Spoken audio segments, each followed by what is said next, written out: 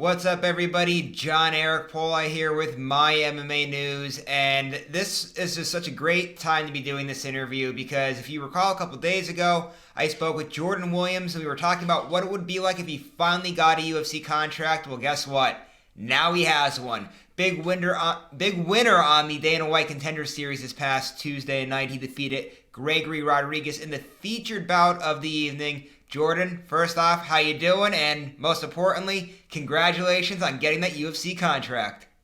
Hey, brother. Thank you, John. I appreciate you and recognizing, all the work I put into this moment and to finally capture it. It's just like the feeling's great. I mean, it's like, how do you feel when you catch a dream?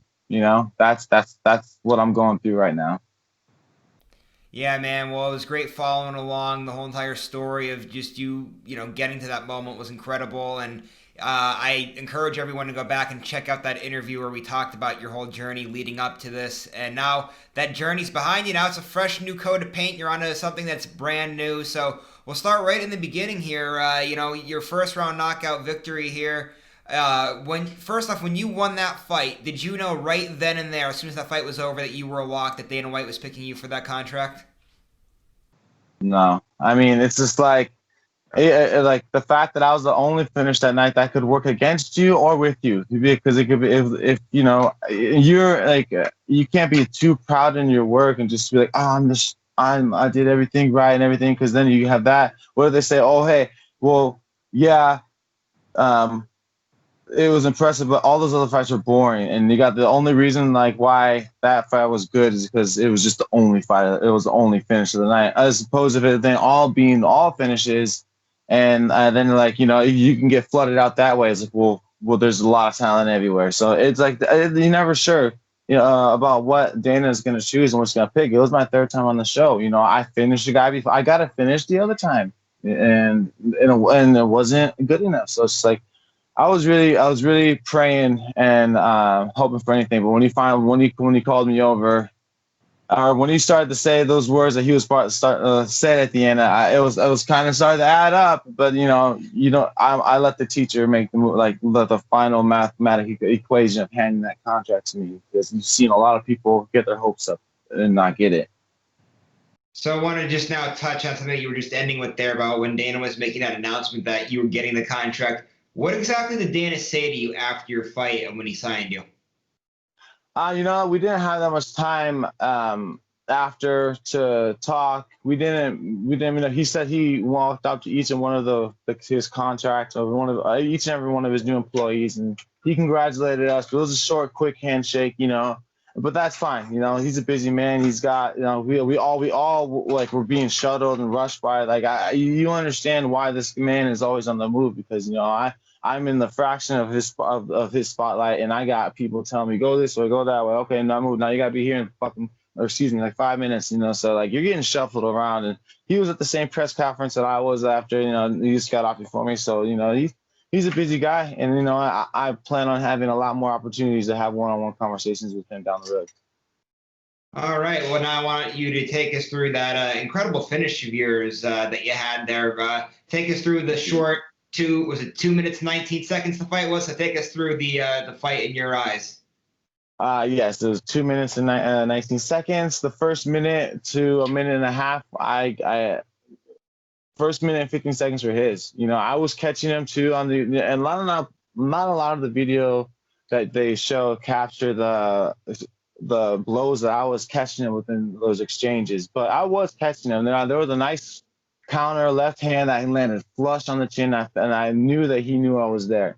But he did win that first couple of minutes. He landed at his patented straight 1-2 on me, but like someone said to me, I walked into that, and I walked into it because I'm always closing the distance. And when you're closing the distance, while I had to, because I had to find his range, which he was outrange, I wasn't able to find his range. Where my first quick snappy jabs that I knew were gonna land didn't land, and I was thinking, oh man, that was like those are my jabs.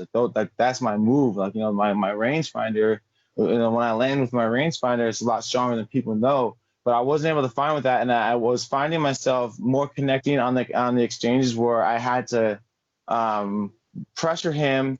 He would force him to engage, and then I counter off that off their engagement. So that technique was just working. I did eat his best shots, but I got no damage. And sometimes when you work that technique, you just gotta, weather what he's gonna dish out and know that you're gonna give something hard in return. So, Jordan, I want to ask you too about that finish, right? When I was watching it, like when you landed that first shot, everybody, it's one of those like moments like, oh, the guy's hurt, and then but you just saw it, and like in your eyes, like as soon as you landed that shot, your pressure, you were right on him, man. You were right there. Did you know that when you landed that punch and he kind of, his legs kind of buckled, that he was done for, and this was your moment and your time? I saw him. I saw him buckle, and so it was the kind of like I had hit him to the body with a body kick before, and I saw his arm drop down. So I knew I was like, okay, his body's hurting. And so when we pushed off against the cage, I threw that uppercut to the body, and he brought his hand down, and then I just connected with the left right over top. I did see him buckle, and then after I saw him buckle, I just saw red. And I just swarmed in, and I saw him. I hit him a couple times. He started to put his head down. I hiked him back up with my arms. I lifted him up a little bit higher just to knock him back down, and I wasn't gonna stop swinging until that ref jumped in there.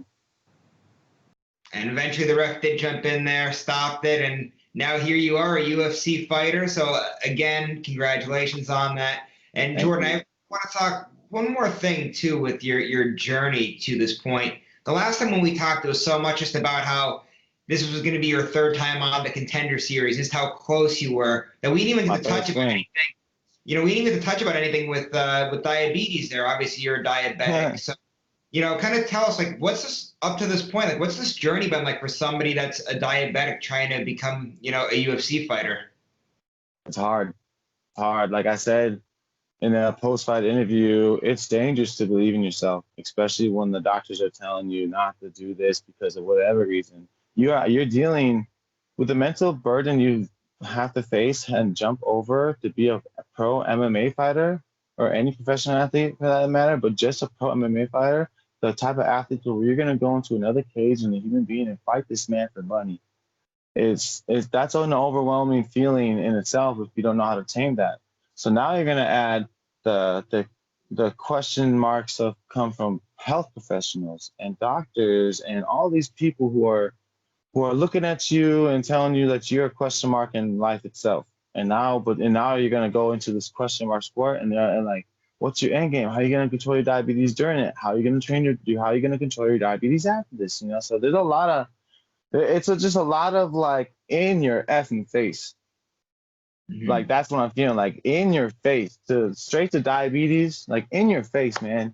Like straight to everyone who's been like not hating. Everyone loves my story, but to everyone who has been doubting me and like kind of hating on my path and not wanting me to go out on this road, just like I love you and I appreciate the concern, but in your face. Yeah. No, I understand that completely. And then you're talking about the health professionals, kind of giving you a hard time about it. And, the first thing I thought about, with the whole diabetic thing is your weight cut. I mean, how has that affected your weight cut? Because obviously you have a hard time just on a daily basis getting your regular foods in to begin with. Now you have to worry about dieting and cutting down weight. hmm And that's why the lie I told everyone is that I don't, and I'll come out with you like I did. Like the secret's out is I weighed in at 181, and everyone thinks when you weigh in 4 pounds, 5 pounds, excuse me, underweight, people think that that's how much you weigh sopping wet. But that's how much I weigh after working out. I purposely cut extra 4 pounds because I have that to count. I don't have enough weight to cut down to 170, but I have enough to cut an extra 4 pounds. I walk around at like 190, 195. I weigh 185 after practice, which means I lose about a good 5 to 8 pounds during practice. So, but all water weight. So I put back on a solid 8 to 10 pounds before that fight. I weighed 190, or when the UFC checked me in, I weighed 189. And then of course I ate more fluid like when they were getting us to the shuttle to the arena. And of course I ate a couple more fluid, drank some more fluids and stuff. So I was probably 190 when I stepped into the octagon Tuesday night. And people were thinking they were expecting the difference of a human body of 9 to 11 pounds. Now that does help, especially when you're someone of my size. And I think that just I really played that well into my attack on this fight is to like make everyone think that I'm just small, weak, guy, but I have actually 10 to 12 more pounds of weight to me than everyone's expecting. So what's great about this platform now that you're going to have being a UFC fighter is you kind of be, on the forefront of making diabetes well known to the world, and can kind of even help kids that have diabetes that want to be athletes and try to help them out. Do you plan on using this platform now to do stuff like that and to help kids that are younger that are going through a problem like this? It's only right to do that, man. It's only they only deserve it. I deserve it, man. I deserve to get those messages when people are sending me like my son or me, my daughter. They didn't even believe that this could be done until I showed them you, and now they want to they want to play soccer now. They want to play tennis. They want to do the things. Not even it doesn't have to be football or it doesn't have to be fighting. They just to do what they want to do. Of course, I'm going to be that representative for them. And man, I just want to say to all those kids who are diabetic, like, man, I was told never to do this because of my diabetes and the insulin I take. Now that I have just secured this UFC contract, I have people offering to send me insulin for free.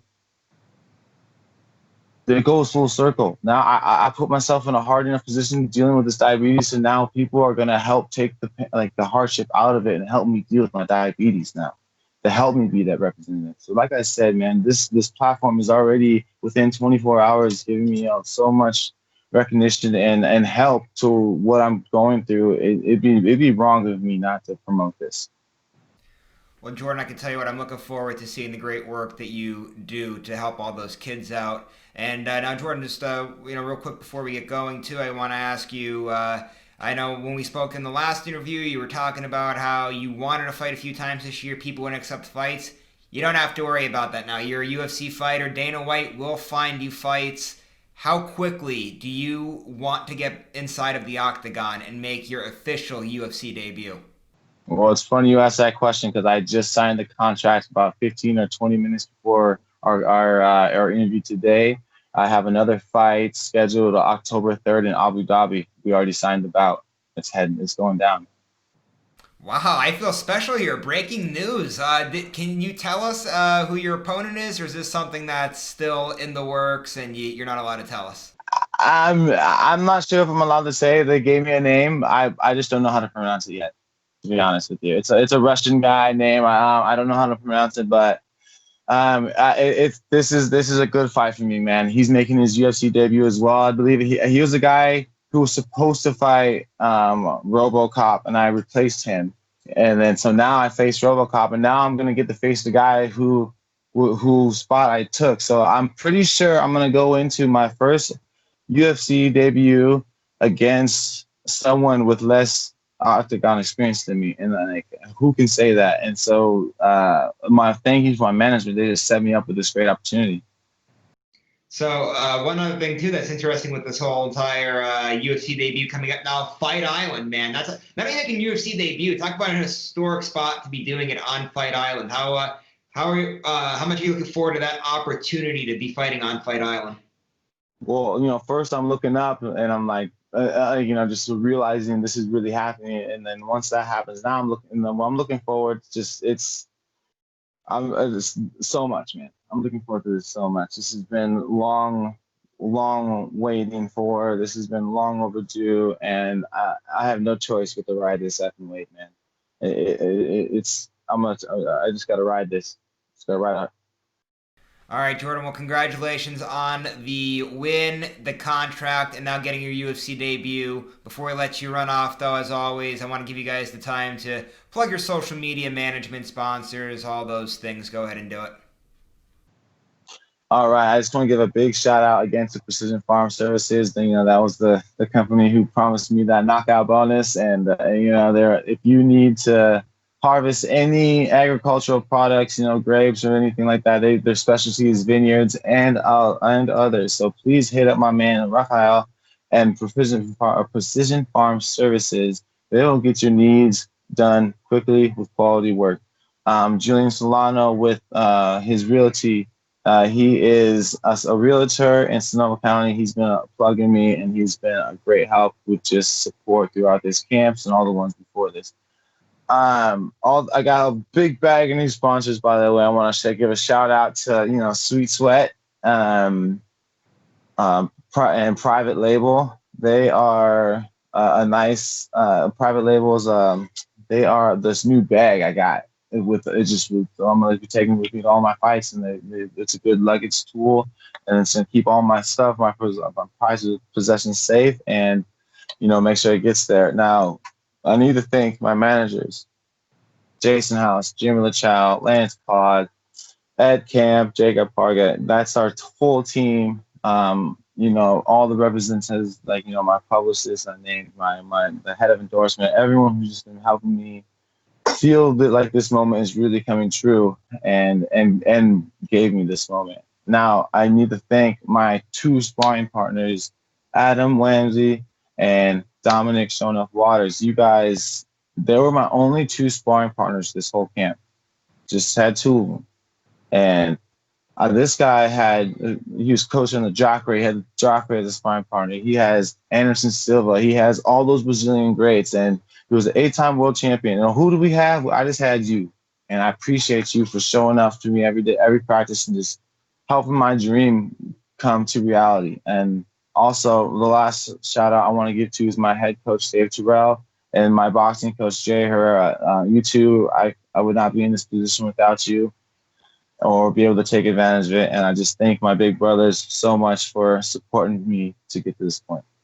All right, there you have it, folks. That was Jordan Williams' big win on Tuesday night. Congratulations again to him. Looking forward to seeing what he can do inside of the UFC octagon. And as always, before I head out, I just want to remind everybody, go ahead, hit the subscribe button so this way you can see more interviews that I have whenever they air. And also keep going to My MMA News, checking out all of the great content that we have, and make sure that you go to our social media accounts, give us a like and a follow on those as well. We'll see you later, everyone.